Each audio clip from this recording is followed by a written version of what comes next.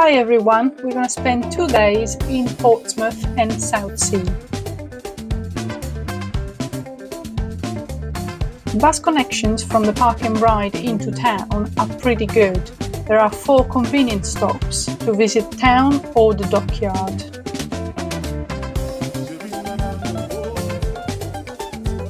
Get off at the Hard interchange if you wish to visit the Dockyard.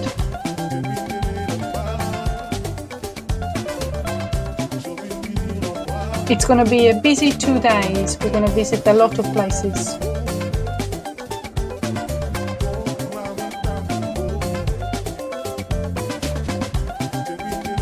It might look like a small area to visit, but you will be surprised. A second visit is a must if you want a full experience at Portsmouth's Dockyard. I will show you the restoration of HMS Victory, the strength of HMS Warrior, the resilience of HMS M33. We will also spot HMS Prince of Wales and admire the incredible Mary Rose Museum. We will then continue our visit exploring the museums, taking the water bus to the Submarine Museum located in Gosport, and finally making our way out of the Dockyard to visit the town. We will go to a very busy Gunwharf Quay, perfect for shopping.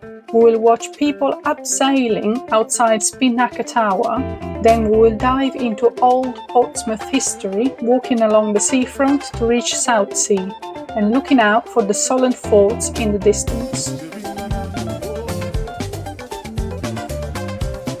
HMS Warrior, an armour-clad hull constructed by Thames Ironworks.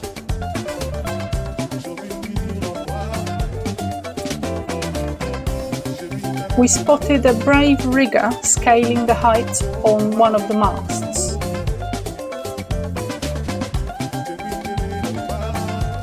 A sail area of 48,400 square feet, he reached 24 kilometers an hour under sail alone. Some of the chains that hold it in place are as thick as an adult's arm.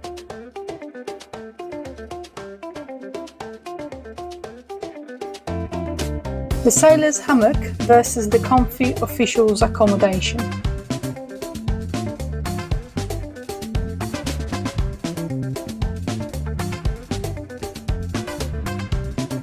HMS Victory is undergoing restoration. The main mast is currently removed.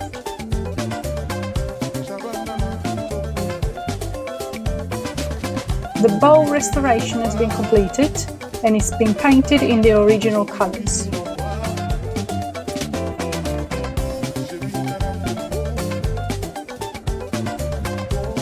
You can see the original wood for rudder and keel. Amazing how well it has lasted. The ship is undergoing a 10-year plan for restoration.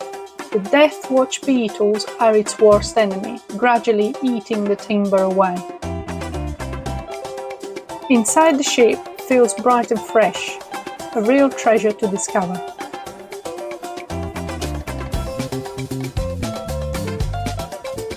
Inside the main gun deck, you can see some of the 40 cannons.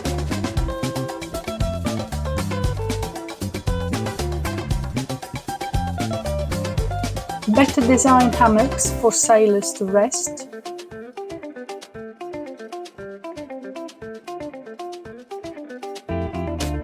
And really interesting details, especially in the Admiral's Day cabin.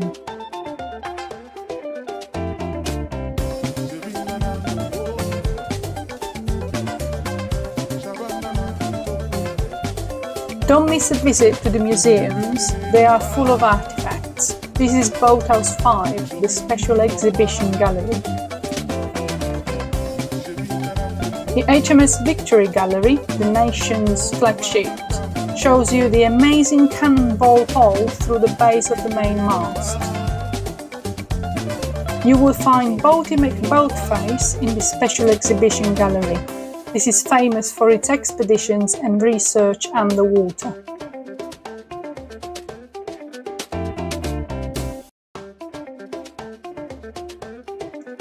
To get to the submarine museum, you will have to catch a water bus. These are regular during the day, but check the timetables on the day or on the website. The water bus gives you a taste of what else is out there on the water.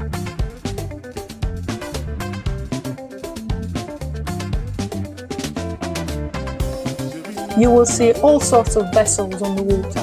The Isle of Wight ferries make this a very busy area.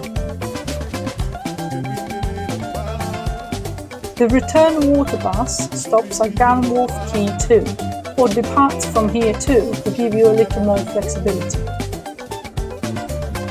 You get to go inside the submarine, walking from one end to the other.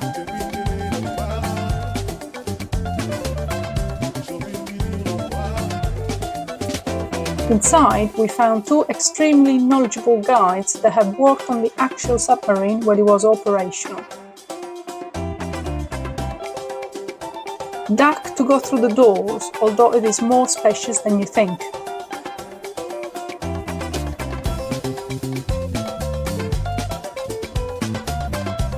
The sleeping arrangements are tight, but officers have their own area.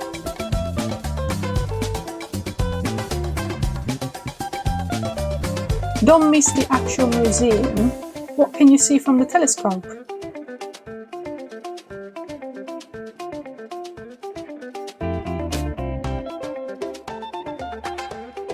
The Mary Rose was built between 1509 and 1511, and it was sunk accidentally in 1545. There are artifacts on 3 levels, a 4D cinema and a full immersive experience. This is definitely not to be missed. The museum offers fascinating insights into the history pre-sinking. It's worth spending some extra time here.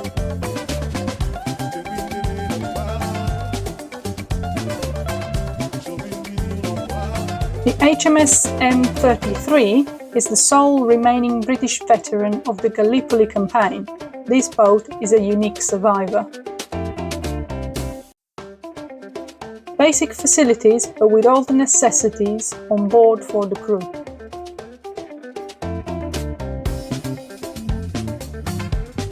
Hammocks were hanged by sailors anywhere they could find some space to attach them.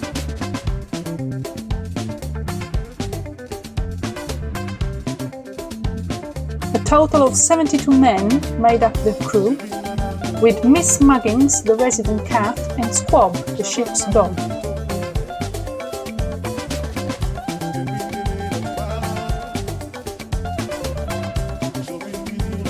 We returned on a second day for a boat trip from the Dockyard.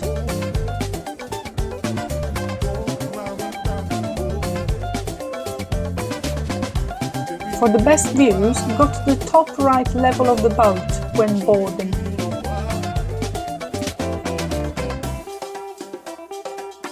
The tour was very informative. We saw vessels hidden away in the harbour.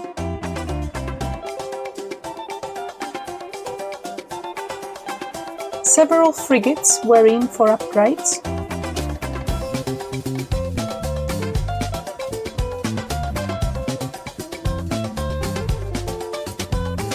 And it was a chance to see vessels, destroyers, and historic buildings from the water. Coming out of the Dockyard, we visited Portsmouth and Southsea. Camber Quay is very pretty on a sunny day.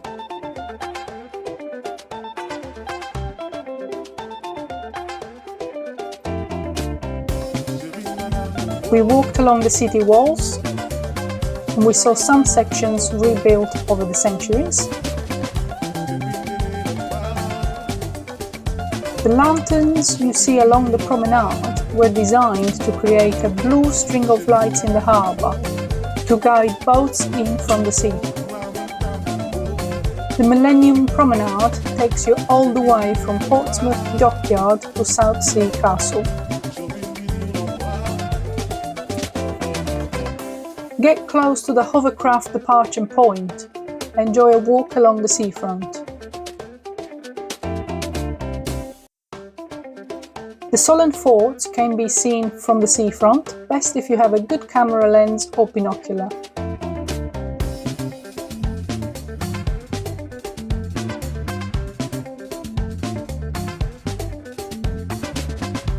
Spitbank Fort is the smallest of the Solent Forts, a granite island now a hotel. Portsmouth Fort is the largest of the forts and left in its original state. No Man's Land Fort is now a luxury home hospitality centre for high-paying guests. St Helens Fort is the furthest away, best seen from the Isle of Wight. Southsea Castle is an artillery fort originally constructed by Henry VIII. Now can be rented out for weddings and events. It is protected by the sea defence system that the town has rebuilt.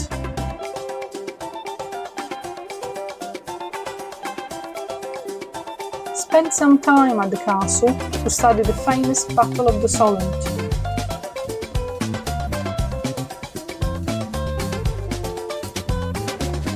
Thank you for watching.